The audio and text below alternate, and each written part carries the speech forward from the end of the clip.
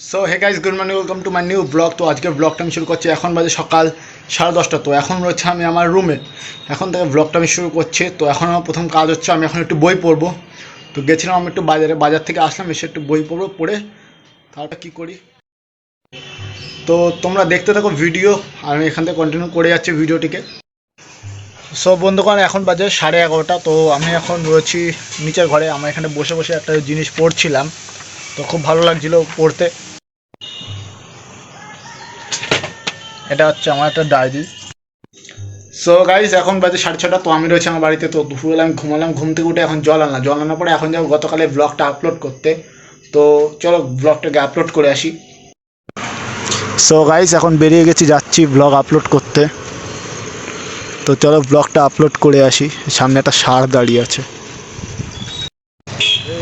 ঢুকে না দিয়ে আমি করতে গিয়ে। সো বন্ধুগণ, ব্লগ আপলোড করলাম, করে বাড়ি আসলাম। এখন যাচ্ছে একটু রেলওয়ের দিকে ঘুরতে একা একাই।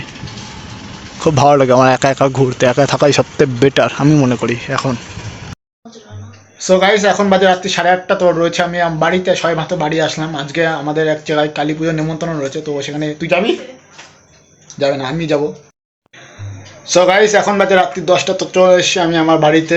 এখন সেই কালী পুজোর বাড়িতে গেছিলাম, গিয়ে খাওয়া দাওয়া করে চলে আসলাম। তো এখন আমি আমার রুমে চলে এসেছি। তো দেখা হচ্ছে নতুন একটি ব্লগে। ভিডিও ভালো লাগে ভিডিওকে লাইক করে দাও, চ্যানেলকে সাবস্ক্রাইব করে দাও। জয় শ্রীরাম।